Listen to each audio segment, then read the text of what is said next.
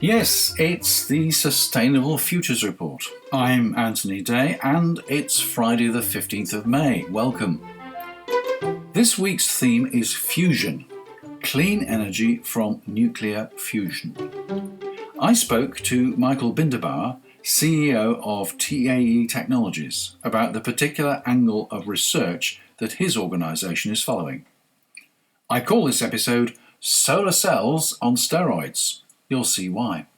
My guest today is Michl Binderbauer, who's Chief Executive of TAE Technologies, formerly their Chief Technical Development Officer. Michl, the reason I wanted to talk to you is that I think you and I have objectives in common, and I think they're shared by the people who listen to the Sustainable Futures Report. We're all looking for clean energy.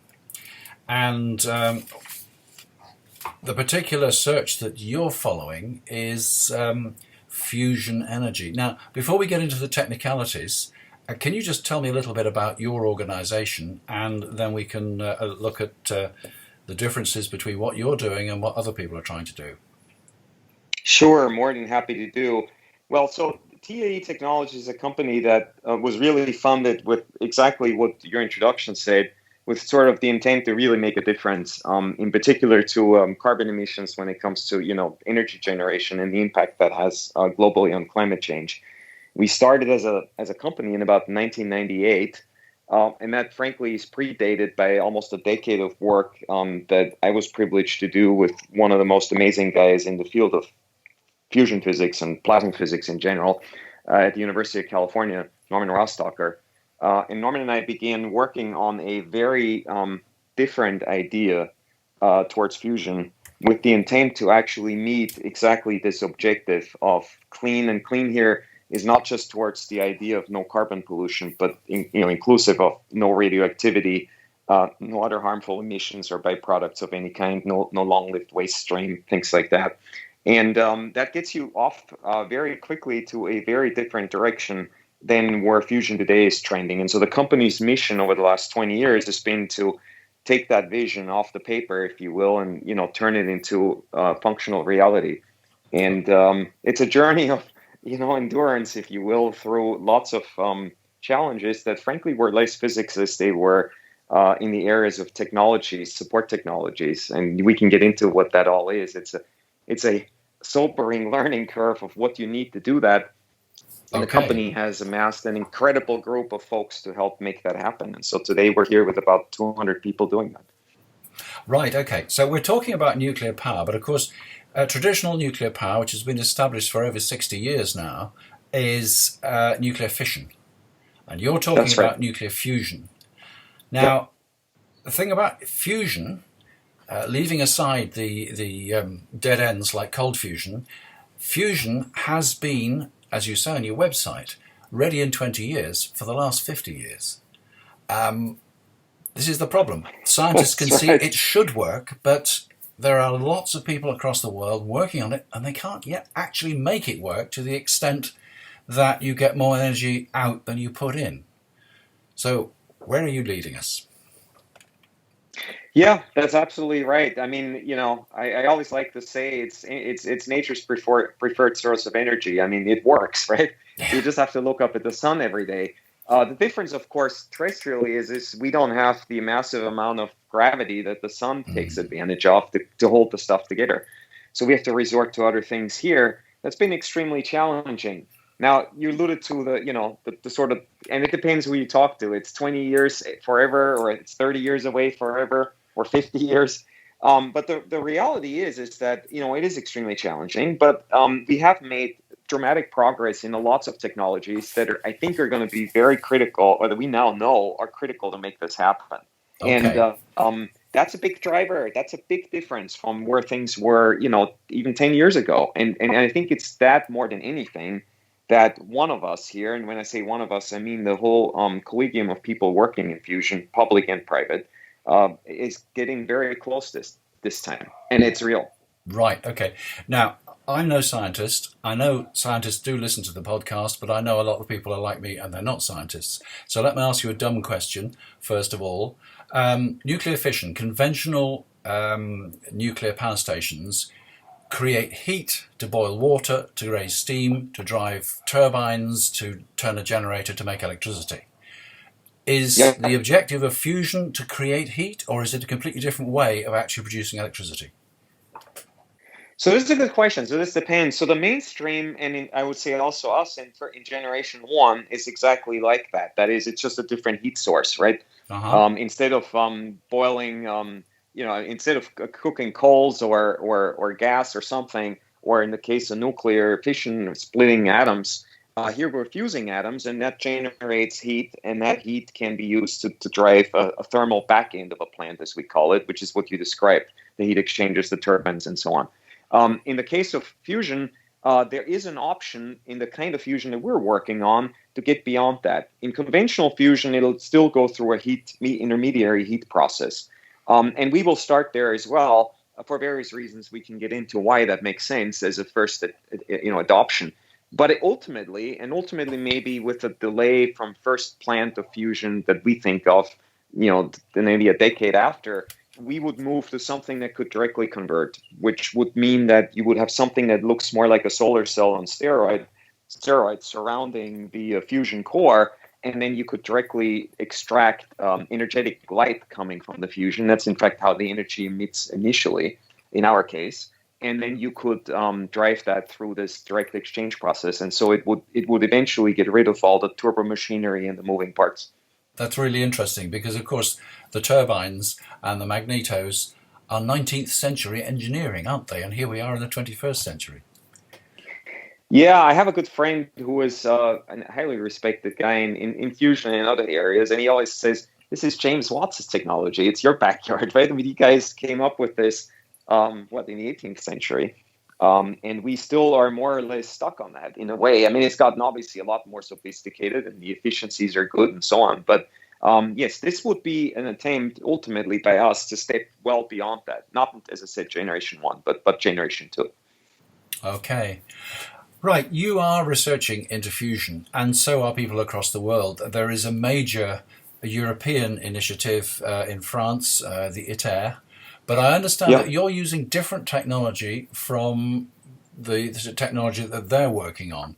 Now, again, be gentle with me. Bear in mind, I'm not a scientist. Tell me the difference between what you're doing and what they're doing, and why you're following the route that you are.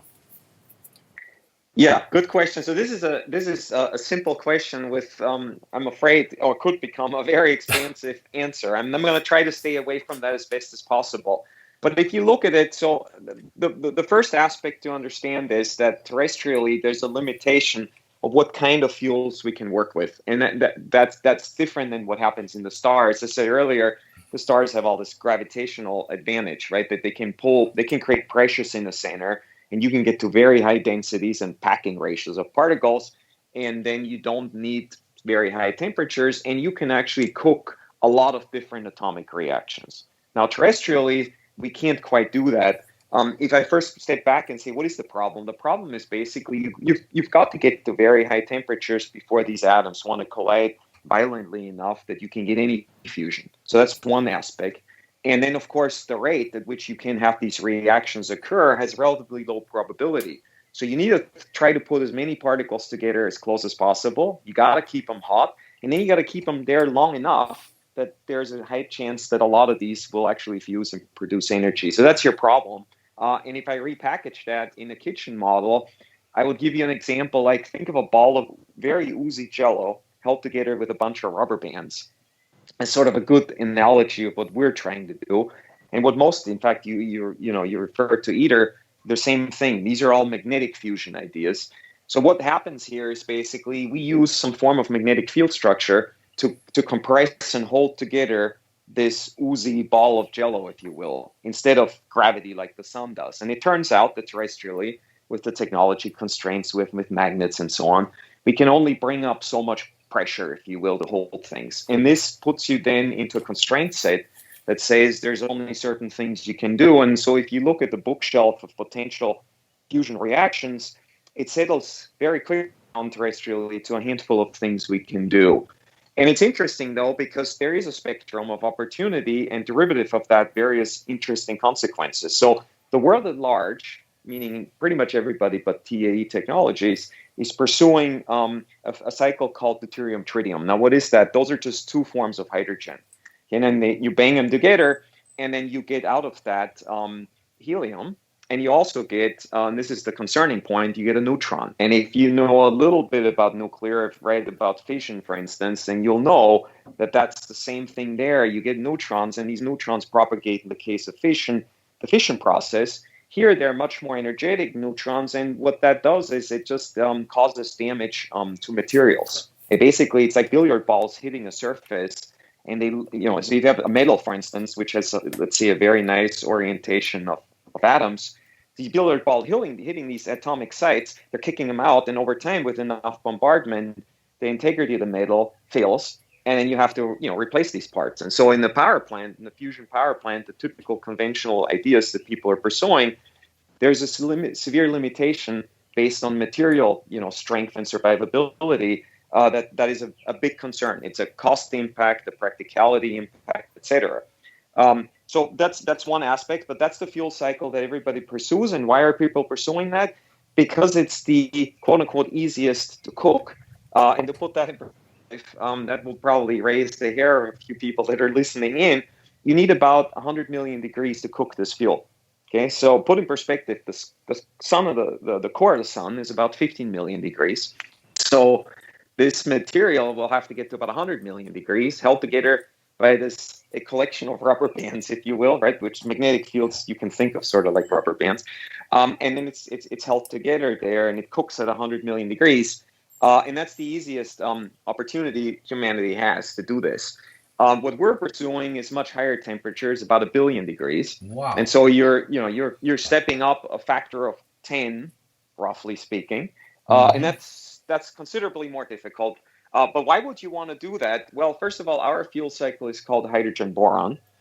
So that uses, again, hydrogen as one constituent. The other one is boron, which is a very light element, element 5 in the periodic table, right? So it's very diverse across the crust in terms of its deposits. You have it also in seawater, in the oceans. There's about 100,000 years of fuel around. And what's most important is when you cook it, you get purely helium out. 3 helium atoms per reaction. So hydrogen and boron comes together, and out come 3 alpha particles. We call them in the nuclear physics jargon, but those are helium atoms. And those, as you may know from your chemistry classes way back, right, they are called noble gases. So they don't interact with things. In fact, they're totally inert chemically to environmental impact or anything. And so it's a wonderful nirvana situation. You get energy and you get helium, which, mind you, is scarce on the planet, and there's lots of industrial uses, and it has no impact. There's no carbon emission. There's no radioactivity to speak of. Its handicap is the 1 billion degree mark, right? Yeah. And so we're the only ones pursuing that, and that sets us apart. And why are we doing that? We're doing that because for those problems I described, and in fact, to put another dent on this hydrogen cycle that the world is pursuing at large. The other handicap beyond materials issues is the one of availability of one of these 2 hydrogen forms, tritium, which is radioactive in and of itself. So it doesn't actually exist in nature. You're going to have to breed it. If it, for instance, leaks into the groundwater, which we occasionally have in fission plants, there's a little tritium or tritiated water developed in the coolant loops. If you have a leak like that, that can be then absorbed into the groundwater, can eventually come into our drinking supply. We'd ingest it, and it's bioavailable just like regular, H2O. And so you would drink this, and you'd have this radioactive stuff in your body. Not a good idea, right? And so again, there's a lot of negative elements around it. Its great attractor, though, is given how hard the problem of holding all this together is, if you can do it at a lower temperature, perhaps that's very attractive, and that's in fact is what it is. Scientists always look for the easiest next step, right? Yeah. So that's sort of the universe of these things. Have you been able to achieve 1 billion degrees? No, the answer is not yet. Okay, and the question is, how do you even do that, and what does it actually mean, 1 billion degrees? And I think we maybe want to stop here for a moment and explore that, because I think that's going to be interesting for people, because it sounds totally utopian, right? I mean, frankly, 1,000,000 degrees sounds utopian. Yeah. You think as an average layperson, you hear temperatures like that, you will think everything will melt. Well, the reality is it won't, for reasons that, and this is again peculiar to fusion, the amount of particles that you're making super hot there are very few. In fact, one thing I didn't mention yet is that this process, this sort of holding together of this jello, that happens inside of a vacuum system. So the particles that we're heating up and trying to manipulate and fuse, they're sitting inside of a big vacuum chamber, and the density in that chamber is about 6 to 7 orders of magnitude less than the density of the air in the atmospheric conditions we live in. So in other words, it's a very rarefied situation. It's sort of like going into outer space, and then you've got virtually nothing inside of this vacuum tank, and then you're putting a handful of particles in, and then you heat those up. So what's the upside of that, or what's the consequence? The consequence is, even though you have some particles that are insanely hot, there's so few of them in there that the total energy or heat stored in that bath is actually very tiny. And so one of the beautiful aspects of this is that, yes, while these temperatures are insanely hot, you can actually work with them. So for instance, in the machine we currently have, which is our 5th generation device, we call it Norman. Think of it something that's a behemoth, about 2 double-decker buses back to back. Yeah. So it's about 100 feet roughly in length, and it's got all this, about 60,000 square feet of circumferential support equipment and so on. And in that machine now, we're making plasmas that reach up into the 30, sometimes up to almost 50 million degree mark. Okay, and yet nothing melts.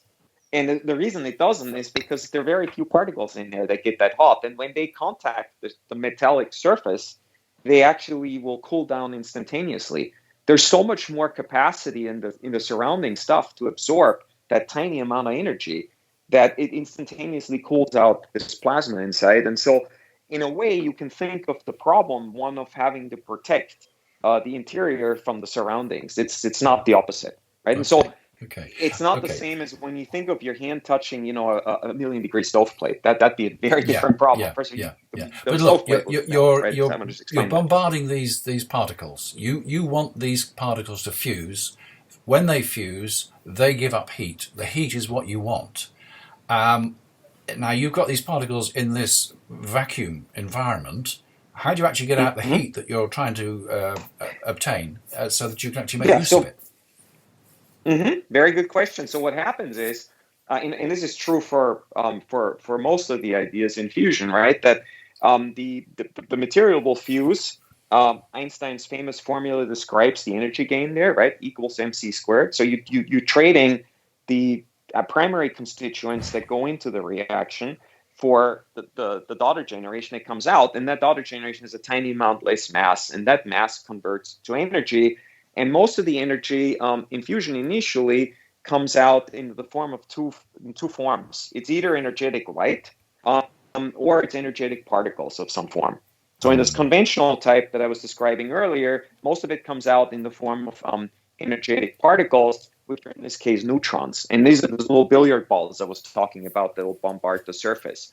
And then when they hit the surface, that what we call in physics kinetic energy, so this is the energy of the motion, it will convert into thermal energy in the surface, right? So the billiard balls go in, they slow down through collisions with the metal, and then they stop somewhere in there. And then as they slow down more and more of that energy transmits into the metal and heats the metal up. And then you have to cool that metal, otherwise it will melt.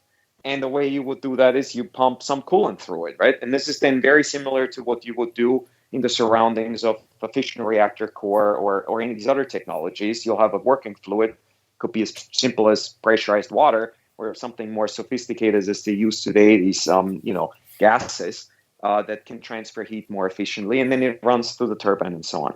Okay. Now, in our case, with hydrogen boron, the initial energy emerges mostly also in the form of charged particles, but in the form of particles, in moving particles, but it's these helium atoms, and these helium atoms will in fact transmit most of that energy within the plasma. And then what you ultimately get is you get very hot soup of these plasma particles, and that emits energetic light. That energetic light now hits the surface, and it's that light, just like sunlight, when you go out and you feel the warmth, right? This is a higher energy light, but it's the same process in the end. It will heat that surface again, and then you will have to either, as in conventional, and in the idea of the conventional process of generation one that I described in our first generation, we'll use again a working fluid to transmit that out. And in generation two, we're thinking of intercepting that energetic light with what I call solar cells on steroids, which is something that's it's adjusted to the energy of the light that comes off the core, and then converts that into direct current electricity. That will be a very significant advance, won't it? Yeah, once you have it, of course, you can see it reduces complexity. It takes out a lot of moving parts. If you're in a power plant, you worry about the maintenance of all these things. The power is supposed to come out steadily all the time, right? Reliably. So you take out some of those things. That's the right direction to go, in addition to the economic advantages it brings. But this will obviously take a little time. And we see two reasons for not pursuing it up front. One is, it loads more technological development risk in having to do all the solar cell stuff and these other things right up front. It's sort of more easy, but perhaps more primitive. You're bombarding a surface with the heat flow in the end, right? And then you're sucking that heat out through cooling it. And the other aspect is that utilities and people in the power business today understand that way of transferring the energy generated in the core into electricity very well. And in fact, whether you would have a fusion power plant or a fission plant or a coal plant or what have you, there's a part to it where there's comfort now, because that technology is, as you said earlier, it's like 100 years old. We know how to do that. Yeah. So from an adoption perspective, you're not, instead of changing everything in step one, you're making an incremental change, right? You're exchanging the heat source, and then eventually you exchange more. And that's, I think, from an adoption perspective, also the more sort of rational and conservative approach that makes sense. Okay.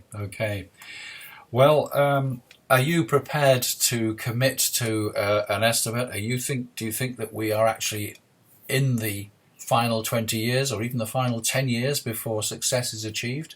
As I said, you are doing things very differently from other researchers. Do you think that is going to lead you to a result sooner? This is a great question. And, first of all, from a timeline perspective, I think you framed it extremely well. I think 10 years is sort of what I think is, if everything goes extremely well, then 10 years is about the marker. We hope to be with the first sort of first energy production capability, generation capability, net energy, in the, going into the utility grids in the early 30s. So you're talking about 10 years.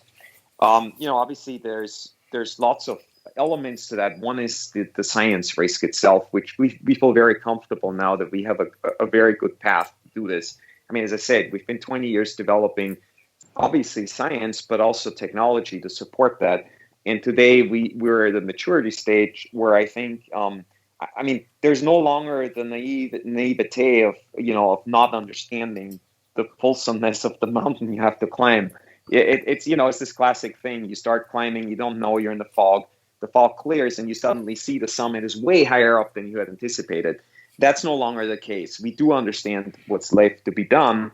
And we think this is traversable with enough capital in about 10 years. And then, of course, you have, in terms of bringing that technology then from the lab to the market, you obviously have other things, right? You've got supply chain. I mean, let's say now this really works and everybody wants it, right? It couldn't from one day to the next take over. It wouldn't. It will incrementally gain market share over many decades. And so that's one. You have the adversity of a very conservative industry, frankly, for good reason, right? I mean, when we flip a switch, we expect the light to come on all the time.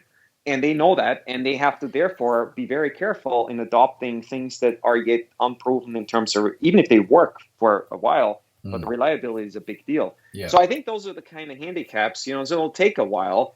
Having said that, I'm very convinced, very bullish, that in the next 10 years, and certainly within the next 20 years, you will see the the first plants running. There's absolutely no doubt. And whether that's us, and I hope it's us, and I believe it's us, or one of the other, I wouldn't call them competitors, but like-minded people pushing on this, it's going to happen. Okay. Of course, the big question then is going to be, will it be commercially viable? I mean, we see solar power and we see wind power and we see the prices going down and down and down. Conventional nuclear fission is getting incredibly expensive. And you really probably can't know at this stage what the cost of actually commercializing fusion when you get it going. Well, actually, I would disagree a little bit with this. I mean, first off, let's address first the last part, and then we'll go back to the competition in terms of who are the other energy sources outside of fusion that are in the mix. If we start first with sort of a notion on cost, it's actually, even though we don't have obviously a working plant today, what we do have is we've built beyond the 5th generation, fully integrated machine. We've built prototypes of some of the critical and perhaps I should say definitively most expensive parts of the concept, which in our case are accelerator-based fuel injectors and again the magnets, the superconducting magnet system that you need. And so those two alone, very quickly you can get, even with rough estimates to conclude, is about 60% of a plant's cost. It's almost 2/3. Okay, so if you can nail down what the cost of those things is, then you're in a pretty good spot, because the rest of it is more conventional stuff. I mean, you got to pour concrete pad, and you got rebar, and this kinds of things. And so we actually, despite this sort of still not capable to build one yet, we can actually estimate pretty well what it will cost. I mean, it's obviously with some range. But I can tell you that based on our, what I would call as sophisticated as it makes sense today, estimating that we've been doing consistently for about 15 years now, refining it as we learn more, we see that this can be competitive. And what I mean by competitive, without getting into nailed down on any particular exact number, it'll be quite a bit cheaper than fission.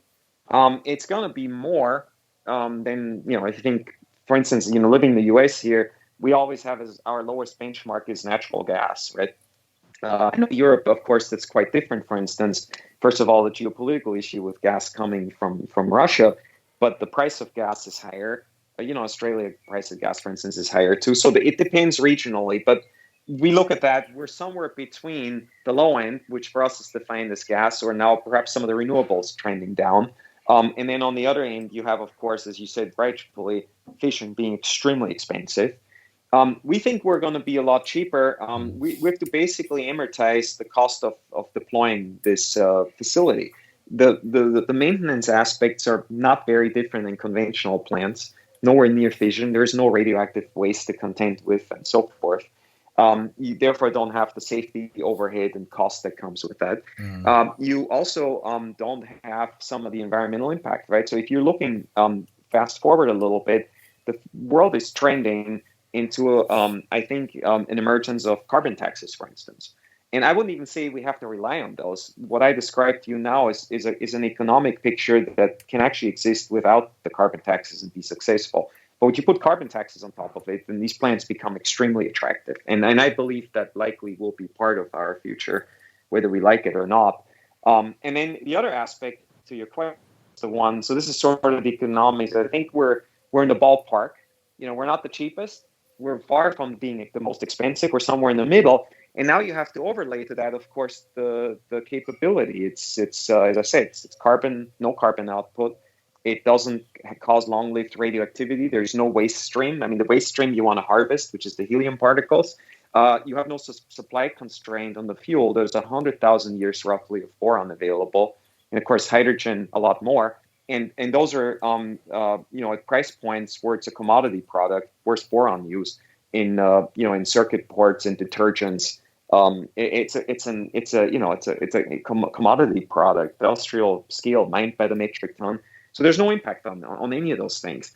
So that's why we think it's going to have a very attractive opportunity from a price consideration. I believe the future will have a beautiful coexistence of solar, wind, and other renewables where they make sense, and they will be the main game in those domains. Right. And then supplemented with it, you need some form of baseline power. And I think fusion is the right one because it won't have any of those negative environmental impacts. Okay, so to come back to fusion, we are looking, as with fission, at something which will run 24/7 and provide the baseload power. Yes, Okay. that's it. That's its intended mission, and that's the consequence of what we're doing. We're building for baseline capability. Great. Michl, you've given us a really interesting insight into the future, so I'd like to thank you for talking to the Sustainable Futures Report. Thank you very much. I enjoyed it. Thank you for having us, and I'm glad that people like you are out there. Education is the most important mission. When you bring new ideas into the world, for adoption comes from people wanting this and understanding its benefits. So thank you for having us. It's quite weird. You wait around for ages for a fusion physicist, and then two come along at once. I'd just finished this interview with Michl Binderbauer, CEO of TAE Technologies, when I got an invitation to a lecture by Dr. Kate Lancaster of York University on the same topic. She's following a different path. I believe there was a recording, and I'll pass on the link when I get it. And finally, will sustainability remain a corporate priority after COVID-19? According to Adweek, yes for some brands, maybe for others. There's a link on the blog to the article. And that's it for this week.